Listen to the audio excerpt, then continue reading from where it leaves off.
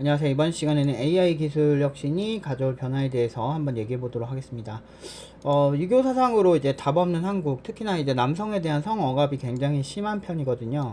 그래서 남성에 대한 욕구, 남성을 약간 더 공격하는, 그러니까 어떻게 보면 우리나라는 남성만 군대를 간다든지 이런 부분들, 그러니까 90년대 남성 우월주의가 있을 때는 사실 굉장히 꿀 빨던 세대랑 다르게 지금의 이제 20대나 30대 이런 남성들은 그렇게 꿀 빨던 세대는 아니거든요. 심지어 40대들까지도 그렇게 꿀을 못 빨아요.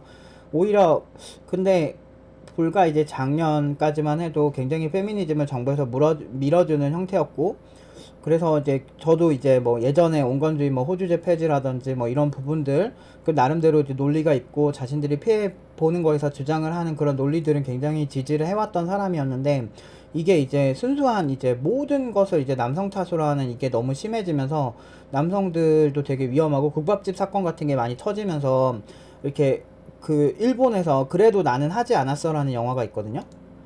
이 영화가 이제 우리 사회랑 거의 비슷한데, 그러니까 굉장히 이제 그 일본에서도 여성들 위주로 굉장히 밀어주던 시대가 있었는데, 그 시대는 이제 너무 이게 심각해지면서 근거가 명확하게 없는데 사람을 징역으로 쳐넣는 막 이런 상황들이 많이 생기면서 일본에서 그런 걸 지적하는 영화로 나온 거예요, 2008년도에. 근데 이게 우리나라가 일본에 거의 10년, 20년 주기로 거의 쫓아가는 형국이 되게 강해서 실제로 그 상황에서 이 사람이 지하철에서 성추행을 할 수가 없는 상황이란 걸 여러 가지 실험으로 증명했음에도 인정받지 못해서 결국 실형을 사셨거든요.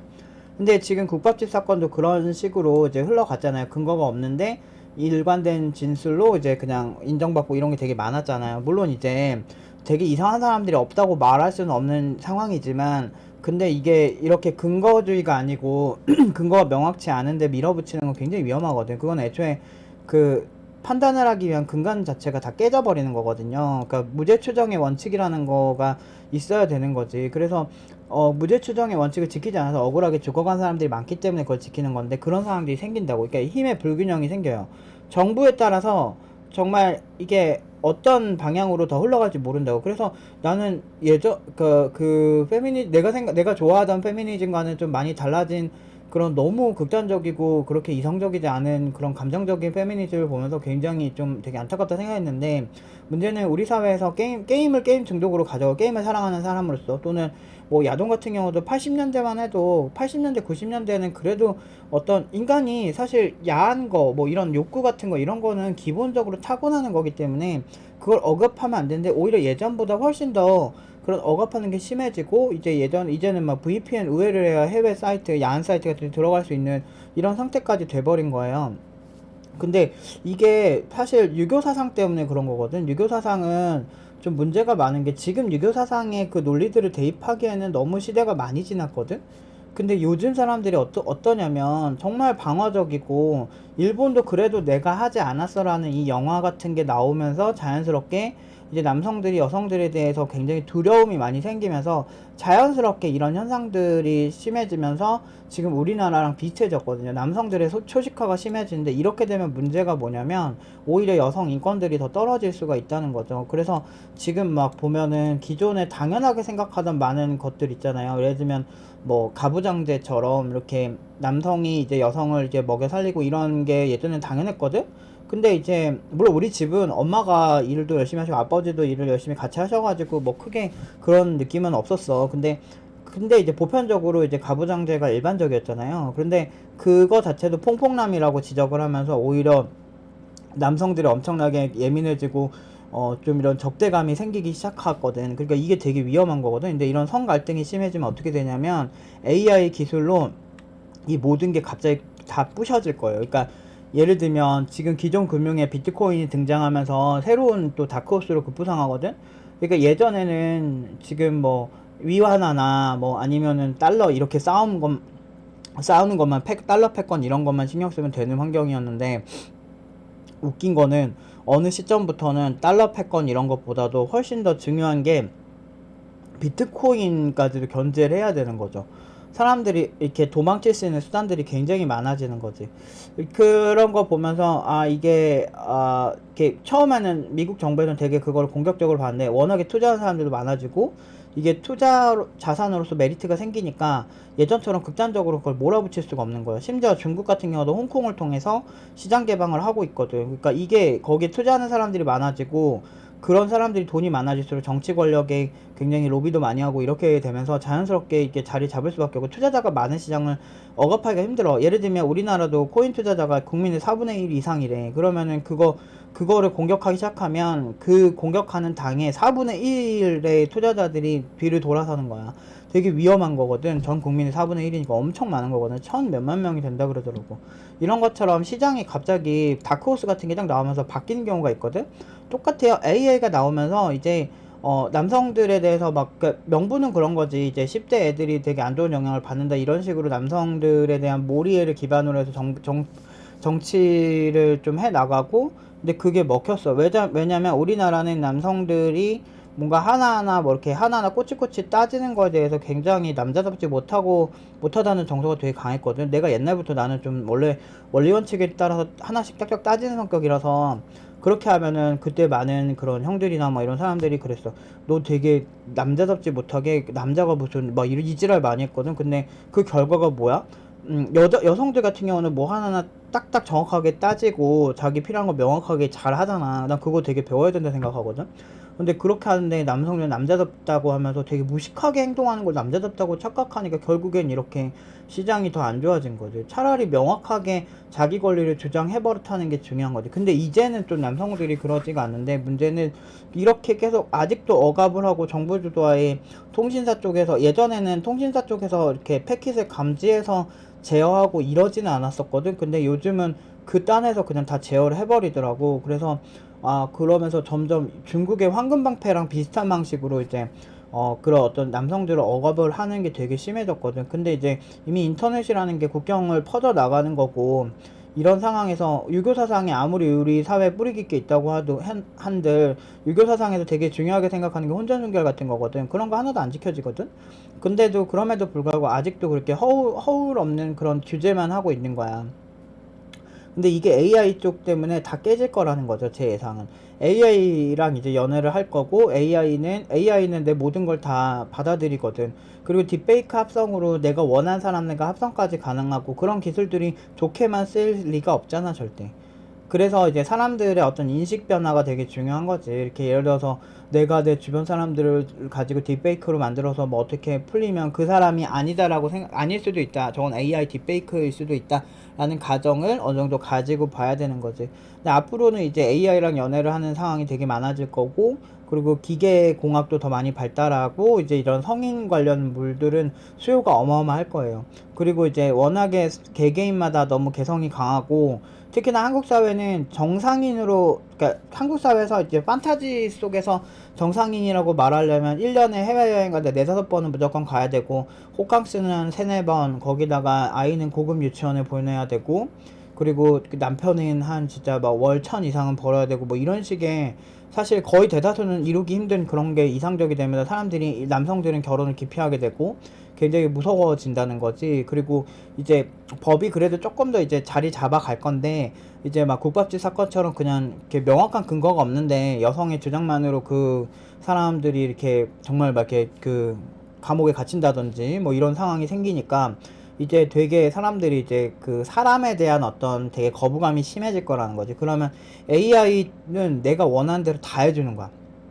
그러니까 그래서 빅테크 기업이 아직 엄청 잘 될 거라고 하는 거고, 그 진짜 엄청나게 미국 주식이 떡락을 한 와중에도 엔비디아 주식이 엄청 떡상했잖아. 역대 최고가가 됐잖아. 그런 이유도 결국에는 이런 거의 핵심 칩 기술 자체가 엔비디아 같은 그 기업이 가지고 있다 고 생각을 하니까 그렇게 되는 거거든.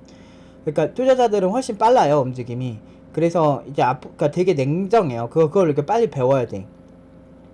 자, 이 다음 영상으로 이제 유대인에 대한 얘기를 할 건데, 그러니까 이런 어떤 되게 합리적인 생각을 가진 사람일수록 돈도 잘 벌고 굉장히 똑똑해질 거야. 그래서 앞으로는 이런 현상이 심해지면서 이제 우리나라는 결혼을 해야만 출산을 해야 된다고 생각하는 경향이 되게 강하잖아. 그 모든 것들이 다 무너질 겁니다. AI 때문에. 내가 장담할 수 있어요. 그래서 결혼을 해야만 출산을 한다는 게 지금 선진국 보면서 옛날에 어른들이 그렇게 혀를 끌끌 찼거든.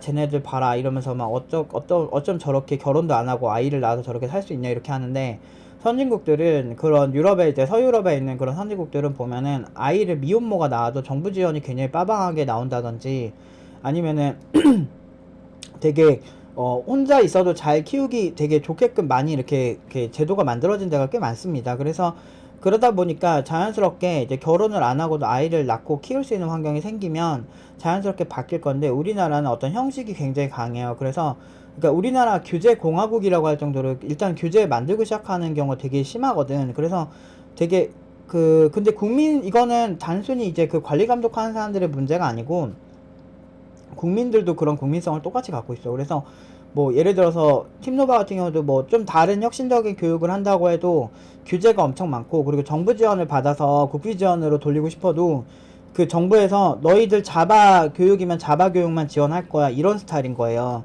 그러면은 진짜 전설적인 그런 결과 나옴에도 불구하고 그런 제도를 따르지 않으면 안 되는 거지. 되게 구린 거 알고 있어. 교육업체들도 많이 알고 있을걸? 정부 지원이 굉장히 20년 전에 그런 스타일로 정부 지원을 하고 있다는 거 알고 있어.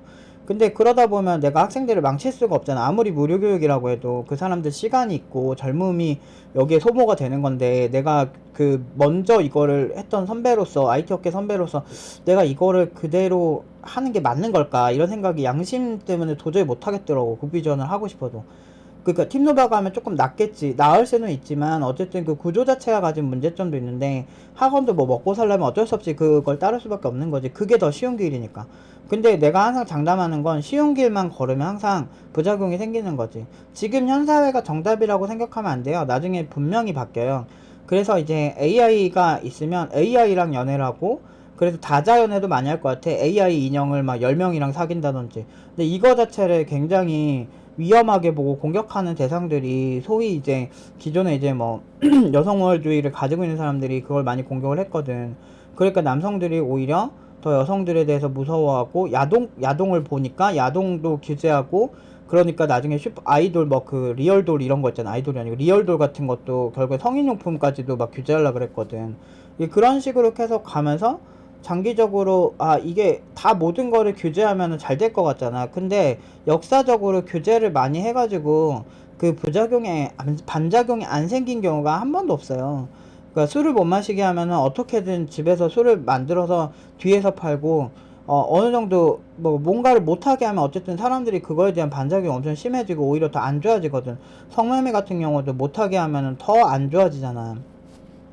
더 음지로 가고, 그리고 더 안 좋아지는 것처럼 이게 참 인간 사회를 너무 아름답고 이렇게 그런 느낌으로만 하면 항상 문제가 생기는 거지. 그러니까 사실 우리 사회가 약간 병들고 골마 터진 게 분명히 있다고 생각은 해요. 그러니까 일반적으로 봤을 때 뭐 정부 제도나 이런 것들이 굉장히 훌륭한 나라고 나름 선진국이라고 말할 정도는 되지만, 이런 개개인의 다양성이나 다른 관점에 있어서 굉장히 보수적이고, 막 알고 보면은 그 모텔 다 꽉꽉 차가지고 다 주말에 자리도 없고 뭐 이러잖아.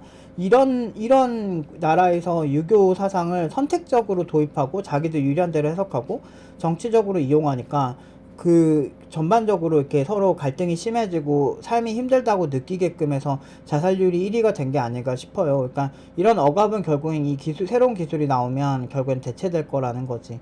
어느 순간 확 혁신이 올 거예요. 비트코인이 기존 금융에서 새로운 다크호스로 급부상한 것처럼 어떤 그 대체제는 무언가가 생길 거라는 거지. 그래서 앞으로 나중에는 연애와 출산은 전혀 다른 기능적인 방향으로 갈 거고, 심지어 이런 관점을 가진 전문가도 있는 게, 기존에는 생산 가능 인구가 인간이 생산했기 때문에 그 인간 때문에 인구가 많아야 된다고 생각을 했다면, 지금은 인구가 없어도 AI가 생산을 해주기 때문에 예전만큼 인구가 많을 필요가 없다. 그러니까 인구 통계학이 경제학에 미치는 영향을 가지고 예전 관점으로 해석할 필요가 없다는 거지. 그래서 이제 저도 그거에 어느 정도 동의를 하는 편이라서 이런 얘기를 한번 해봤습니다. 그래서 AI 쪽 개발을 여러분들이 그러니까 이거를 좀 직업적으로 생각해보면 AI 그냥 적당히 하고 이런 사람들은 노코드나 로우코드에 대체될 거거든요. 그러면 이제 깊이 있게 AI로 대체하기 힘든 경지에 오른 사람들만 훨씬 많은 돈을 벌 거예요. 결국 AI 산업이 불과 10년, 20년 뒤만 해도 완전 막 주류 중에 주류일 거거든. 근데 그 중에서도 깊이가 엄청나게 깊이 있게 한 사람들 또는 AI나 챗GPT 같은 걸 잘 이용하는 개발자들이 훨씬 많이 살아남을 거거든.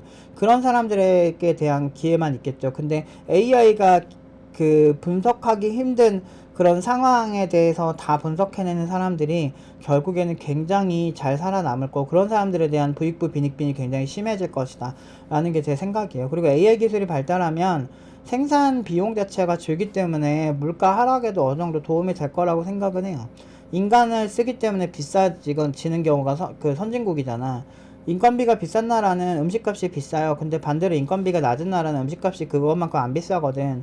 근데 AI를 이제 활용을 하고 로봇을 활용하면 상대적으로 물가가 인간이 하는 거에 비해서 떨어지지 않을까라는 생각도 좀 하고 있고, 물론 이제 좀 더 복잡하게 생각해 봐야 되겠지만, 앞으로 확실한 거는 결국엔 이런 여러 가지 혁신들이 이렇게 다 기술에 의해서 다 깨질 거라는 거지.